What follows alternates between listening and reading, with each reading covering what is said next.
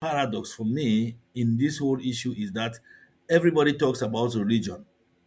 I mean, when I talk of religion now, there's a course time and again they call me to give lectures in a university here on world religion. Whether I talk of Hinduism, you talk of Christianity, Buddhism, which is an atheistic religion, Jainism, Sikhism, all the light.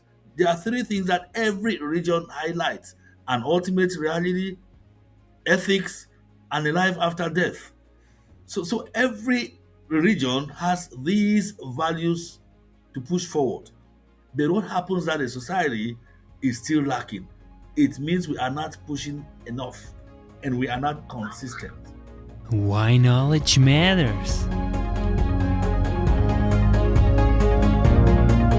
Welcome, I'm Yannick, your host, and now joining me, Father Dr. Basile Sede. What a pleasure to have you on the show, Father Sede. How are you doing? Thank you so much for being on the show. Thank you so much. The pleasure is mine. Let's start. Who is, in one sentence, Father Basile Sede? A Catholic priest incardinated in the Diocese of Buya, but presently serving in the Diocese of Charlotte, North Carolina, United States of America. That's beautiful. I always dreamed to visit one day the Blue Mountains.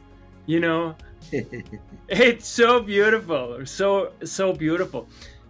What made you pursue theology and all the other degrees also in education that you have? What was it specifically in your childhood that led you on a path to the exploration of the biggest question?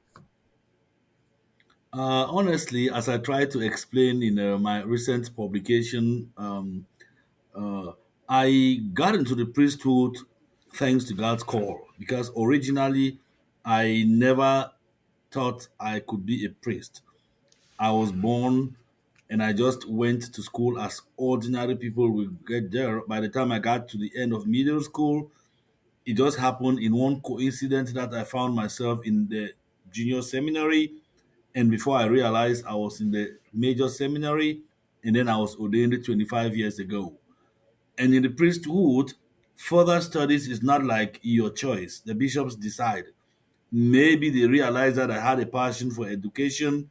Maybe they realized that I had worked in most institutions of learning. Then they thought that being my talent and my passion, I could excel in academics. So they asked me to do the further studies, and I was able to acquire the degrees and the certificates that I have. That's beautiful. And specifically, what kept you so young? You look so young, still so dynamic. What is it? Tell us your secret. My secret, honestly, I always tell people, most of my former students, they know Romans 8:28. Everything works for the good of those who love God. So whatever happens to me, I just keep smiling and going, knowing that God is going to, work out my path for me and blessing other people through me. That's what I've been doing so far as a priest.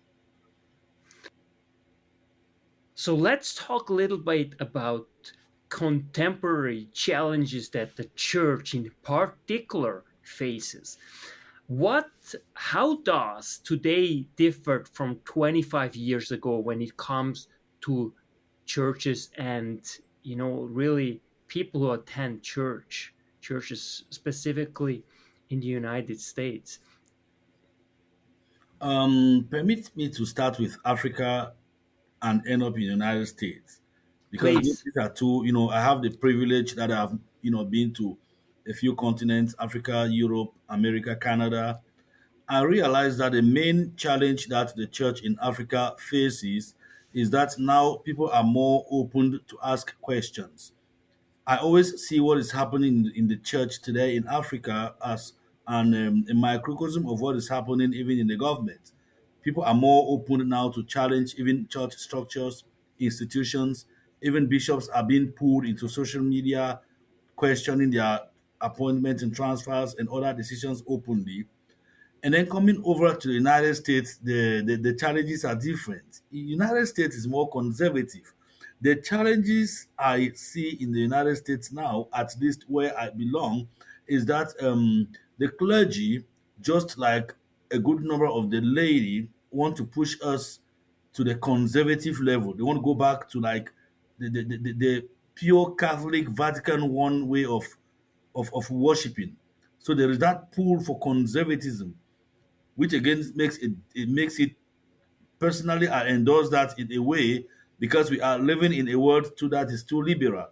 So there is this clash between liberalism and conservatism. And then going to Europe, the paradox is that the society is more secular in a way that it reduces the Christian population. Statistics are falling. And the bottom line for me, as I see it, following my own private experiences, is secularism. But on the contrary, the Catholic population, at least in the United States, for my own experience where I am, is increasing. First of all, people are searching for happiness and meaning in life that is too materialistic. Secondly, I see a good number of migration, of the immigrants from, especially from the Spanish world, coming in, and even from Africa, who are fundamentally Christian, and that's how the population, Christian population, is swelling. Churches are getting full instead. Also, touch a little bit on why the church should not necessarily just go with the flow, because obviously there are some progressive that say, well, we should follow the culture, right? But it's also dangerous, obviously, when you follow the culture, because people, they change with the different attitude and so on. But when you follow, let's say, a Christian God, you follow a God that is constant, right? So there are certain specific things that you'll never ever change. So touch a little bit more on these challenges today and how it influences your practice, when it comes engaging with your community in general in the United States. Yeah, I want to look at it from again, from the dimension of being liberal or being conservative. Most often, when people ask me, "Are you a liberal or a conservative?" I say, "I'm a Christian." Because at the end of the day, it doesn't matter whether you are liberal or conservative, in as much as we follow the dictates of Christ, which the church preaches.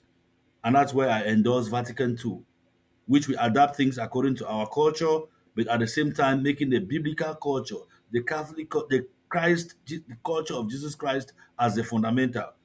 That's why you see me, I always project my African culture, but at the end of the day, knowing that it must be informed and animated by Christian values. That's why with all the liberal things that are coming up, I ask myself, what does Jesus preach? In as much as Jesus Christ preaches reconciliation, in as much as he preaches mercy, forgiveness, he is also very firm about morality. And these are the moral values that, for me, the church should not compromise. I can sympathize with somebody whose nature is pulling him or her without out of the boundaries of Catholicism or Christianity, but at the same time, I'll make that person to understand that there is something wrong and we've got to adjust. That's why I say it's not a matter of being liberal or conservative, but it's a matter of being Christian, biblically founded on Christ Himself and principles of Christ. Do you personally see a danger for society in general when you see a decrease in, for example, in Christians, let's say, for example, in Europe, that it's very obvious, right? It's very secular. I see Yeah. it, for example, in Switzerland, extremely secular. Although evangelicals, churches actually, they attract more and more people, whereas the Catholicism, struggles, especially in Switzerland, where churches are more and more empty, and for good or bad reasons, you have mainly elderly people, which is great, but there is a lack of younger people who actually go and enjoy, the church. I have often encouraged, especially the mainstream Christians, the elderly Christians, to keep going. It is really interesting that Jesus Christ came like alone and then got 12 people. And from those 12 people, the number kept increasing. Look at the number of Christians we have today. So imagine that these Christians we have today, even if the numbers have reduced, the few that we have, if they just start pushing the values out there. First of all, we got to realize that in Europe, even um, reproduction is an issue, family planning is an issue. So the population generally is reducing. Families are narrower than they used to be. But with the two or three children that I have, for example, I mean that or that somebody have, if we ensure that these three children are baptized, are brought into the faith, then the trend will continue. But the paradox and the difficulty is that with secularism, it is difficult because people just start following other avenues. But personally, my conviction is that Christianity is a vocation. It is Jesus himself calling people. That's why some theologians talk about a vocation to be born, a vocation to be a Christian, and a vocation to either be a priest or a married person. They look at everything in line of a vocation. We see Christianity thriving in Africa today. It was not the case a couple of years ago. So philosophers like Hegel, whom I admire, in spite of his own extremes too. I mean, I'm so sorry to quote philosophy. That's my own domain. They talk about world history moving, from place to place. Who knows? Maybe that's just a way of the absolute spirit in the words of Hegel manifesting itself. At first, it was Europe. Everything was all about Europe, Eurocentrism, everything. And then it shifted over to North America, Christianity triumphing. And then now we see the United States getting on, and then Africa even getting more, Europe now declining. So it's like things are going, and even Asia, Christianity is growing there. So maybe history continues to move around, but at the end of the day, it's the will of God, most fundamental. That notwithstanding, those of us who still stand on the Christian foundation, we've got to keep on pushing those values and let people see our lives as lives that are worth emulated, or lives that are based on values that can help them spiritually and physically too. I think that's a very, very good and important point that you mentioned about vocation, right? And I think a lot of people today in North America, let's say, but also in Europe in general, have somehow a challenge to really find a vocation, because a vocation to me is something that you live by because it's your purpose, it's something that is given to you, and certain talents or whatever you acquired in order to help to make society better. And of course, Christianity is to some extent, as you mentioned, a vocation, right? So it helps to give you somehow purpose and meaning. Do you see, when you look at the mental health problem that we are facing today, do you see there is a correlation between non-believers and the fact that there is so much, or in general we struggle so much with mental health issues, especially in the West? Do you think that there can be somehow a correlation to that? Yes, there is, because once we start shifting away from Christian values, we open our hearts for some other values to get in. And I look at mental health as a distortion from the Christian path. Because Jesus Christ tells us that, John 10:10, I have come that they may have life and have it abundantly. And if we go by Christian ethics, the most fundamental, love your neighbor as yourself, the most fundamental golden rule, you know, doing good, the most fundamental, I think people will just be happy. But the issue now is that people want to start having happiness from other aspects. So once we start thinking that we can only get happiness when we have a lot of money, or we can only be happy if we take some kind of alcohol or medication, then we lose it all. And that's why my personal philosophy of life is that of personalism. John Paul II, Jacques Maritain.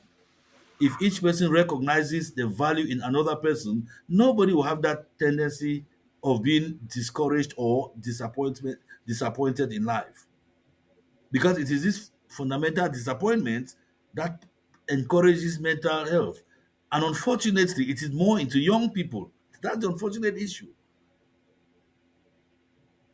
Yeah, it's really difficult, and I think especially for the young people, with social media, there is just this prevalence of so many things that just collide with one another, and also the challenge that parents, themselves lose somehow the hold on their children, because they are more and more, they are oriented towards peer, right? It's like peer Yeah, orientation yeah, instead of having an anchor like parents who help them guide, make good choices. And especially if you have something like the Bible, something, a fundament that you stand on, which is truly a bedrock in order to yes, live a meaningful life, then many things will not happen. So that is a huge challenge. I think when we look at just at the trajectory of our youth and what they have to go through, and just the fact that they spend so much time, in front of a screen, which just makes yes. all of it so much worse. If I may just add something there, one difficulty of our time equally is that we adults, we don't know how to hand over. We have completely shifted the concept of tradition. Tradition, tradere, means to hand over to the previous generation. Now, philosophers talk of postmodernism. This is our present generation. They call it postmodern generation. A generation that they don't have any value for history. They want to do everything as if innovating, as if my own power. But on the contrary, I used to tell people, my father, for example, did not push me into the priesthood. But I admired every one of the values that he put to us, my mother and my father, my parents. You could you could do anything and go free. For example, when we were growing, but you can't not go to church on Sunday. You can't not say evening prayers. After that, sometimes you can sneak out and do what you want to do. But you knew that there was something that brings you to your roots, and that's spirituality. I used to challenge my friends like in the Western world. I said, all of us studied catechesis together. Our parents brought us to church, to mass or to church time and again. How many of them now, I mean, can bring their children to church? So we have forgotten our roots. Imagine Europe, how Europe was flourishing with Christianity, for example. If the churches are empty, it is because somebody did not hand over those values to the children. Children may not copy everything. Some of them will fall off in spite of all the effort you make. But trust me, if we put in 100% effort, at least we'll get 80% who will stick to it, if not 100%. And it really goes back to basic habits, developing basic habits. For example, let's just make sure on Sunday you go to church, so you Yeah. dedicate at the very least one day to your spiritual, well-being and growth, right? And I think those kind of are structures, pillars that ultimately add up. And if they are lost, then you don't have really a fundament whereupon you stand anymore, which can be very troubling. So that's huge. So what is, in your case, what ought to be done in order to reverse that trend?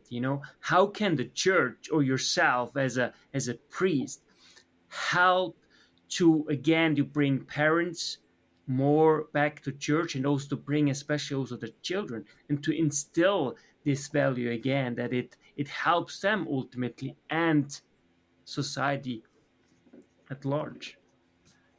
I think first of all we need to pray because spirituality, our own relationship with God, we got to really improve it. And then secondly, I still think that we need to be a little consistent. I think consistency is what we really lack. Because sometimes you talk to people, they want to get their children baptized, they want to get them receive communion, they want to get them come to church. Once they come for the first 2 3 weeks, first 2 3 months, maybe 1 year, after that they just go loose. They are not consistent. And once we are not consistent, then things fall out. People just need to know what is good for them and decide how to do it. And sometimes I believe that we need to be a little hard, even to our children too. I keep telling parents that, you don't need your child to tell you whether I need to go to church or not. There are certain things that you just need to impose on them that this is what we are supposed to do, especially when they are at a certain level. And when I talk of imposition here, I don't mean forcing them. I mean them you convince them to see you doing it so that they know that they have no choice because you have no choice. If it's spontaneous on you, trust me, it will flow on the children and even the friends. And that's so important because, simply children, they don't know yet what's best for them, right? So therefore adults, parents have to take these decisions for the child, because Exactly. Yes. and that's very important, I think. And that's something that we have to really focus back again. But also it goes back obviously to the family, right? And there is also a certain, I would say, families are also weakened in this whole picture, right? It's more and more people, think that, well, it's, well, of course it's also a political question. It's also expensive, right, having children, for example.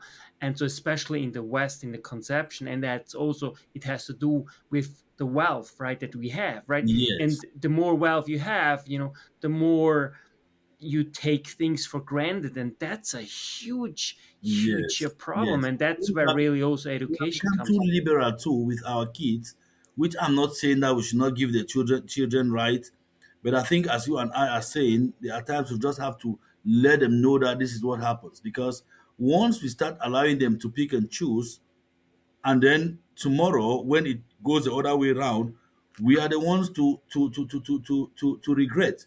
I cannot tell you the number of young people they bring to me time and again to counsel for mental health, and I ask these people, what were you doing when this child was like 10 years? There was that missing link. You take the child for sports, you take the child for swimming class, take the child for vacation everywhere, give the child everything. No spiritual value, nothing.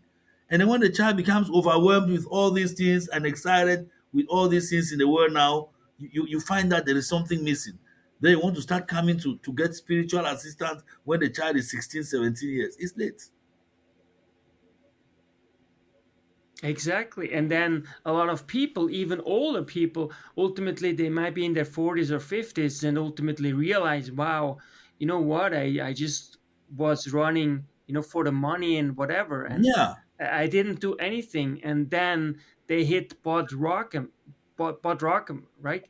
Rock bottom. I'm sorry. yeah, You yeah. know, so it's very important, because it's really what makes us human, right? And I Yes, think what really comes down, whether you're a Christian or not, but truly developing, from within, means that you are, and especially if you get older, the older you get, the more mature you get, hopefully, yes. with less you are content, right? And I think that is also, somehow it should be a goal, that you should be content with less, ultimately, which says Yes. something about your spiritual journey, right? Because you can never ever replace your spiritual growth with, let's say, material things. Yeah. And I think the greatest paradox for me in this whole issue is that everybody talks about religion. I mean, when I talk of religion now, there's a course time and again they call me to give lectures in a university here on world religion. Whether I talk of Hinduism, you talk of Christianity, Buddhism, which is an atheistic religion, Jainism, Sikhism, all the likes, There are three things that every religion highlights: an ultimate reality, ethics, and a life after death. So every religion has these values to push forward. But what happens that a society is still lacking? It means we are not pushing enough and we are not consistent. Absolutely. And I think this is so important because culture is all based ultimately on religion. Okay, that Yes. was culture is a very new concept, actually. Yes. That at the very backbone of humanity has always been religion. And as you Yes. mentioned, you go to all the major religions, and if you just apply 10% of what they're actually preaching, oh my god, the world will be The very world will be different. better. Yeah. So it's really beautiful, and it's so important that you also do this job, because for you, especially as a Catholic priest, you really had to make a bold decision. Okay, that means you will never ever have a family, like a wife and kids. So how did this unfold, that you ultimately made this very choice in life? That was a big choice. Yeah. You mean the choice of getting into the Of priesthood?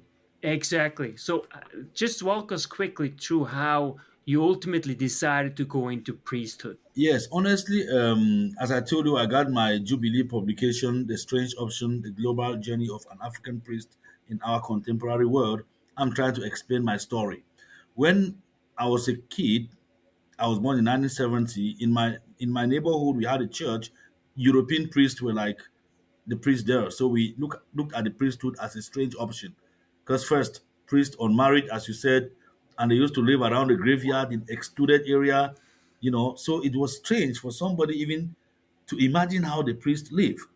But as we were growing, I started seeing African priests now coming up. And then my parents were devout Catholics. My elder brother was a person at some point wanted to be a priest. He became an altar server, and my parents gave him some favors. Then at some point, I thought I could also be an altar server. I could declare that I'll be a priest so that I could get some privileges at home like my elder brother. Then at some point, by the time we got into teenagers, he didn't think about the priesthood again, neither did I. And then when I got into middle school, I had to go to high school. That was like at the age of 18. And the only high school that was open to me at that time was the junior seminary. I did not want to continue schooling in my neighborhood again because life there was very exciting for me. So I needed a situation where I could be in like a dormitory school or out of town. I wanted to rent a house in one of the public schools, public high school. My mother refused. That she would not entertain me renting a house. So that's how I got into the junior seminary. And when I went there, the priests who were teaching us were fantastic. They were just happy people. And I told myself, what's the reason going out of this type of vocation? When I see people, so if I'm a priest, I'll be as happy and free as these other people, just attending to others, making others to be happy. Because whenever they came around, there was just joy and happiness. Cut a long story short, because of that inspiration, I dropped in my application to go to the seminary. Everybody was surprised because I had not declared that intention at any time. And I went in there with all the challenges after 8 years of seminary formation, as the standard is with us in Cameroon. I was ordained a priest in 1998, 16th of April. And you're such a great example, because that's truly the living Christ in you, right? And that's how you inspire others to ultimately follow you, because it's just the fact that you have this, you emanate kind of this love, right? And that's why Jesus Christ also ultimately gained followers, because he loved them, so therefore they started following him. It was because ultimately they love and his presence, right? And that's truly inspiring. What makes you hopeful for the future? I hope for the future because I believe that God is always in control. As I always tell people, it's not about me, but it's about a God who is love. So the future is always bright. And that's why I always like to make reference to St. Paul. Everything works for the good of those who love God. Everything works well. So if anybody comes to me with any kind of challenge, if I face any challenge, the fundamental question I ask myself, Basil, do you love God? If you come to me with your challenge, at the end of the day, I'll ask you, do you love God? Then I'll say, whatever the outcome, it will be for your good. Just keep loving. And loving God means do to no one what did no one done to you, the golden rule. So we just keep on like one family, keep on going. Happiness is our primary vocation, I believe. Beautiful. What makes you feel alive? I feel alive because I touch the lives of others. Sometimes, honestly, I don't even think about my own self. Because by the time I reflect, I think about what A has presented to me as a challenge to pray for, what B intends to see me and talk about, where I'm supposed to go tomorrow for this or that spiritual value.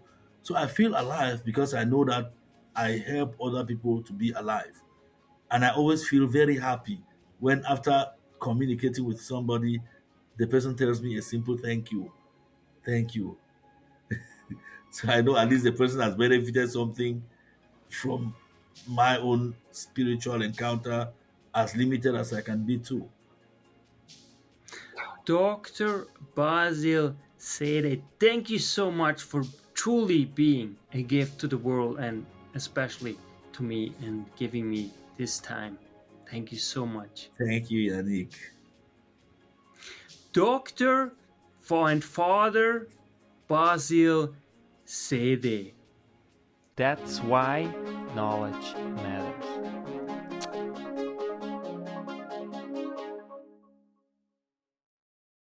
Make your life a masterpiece.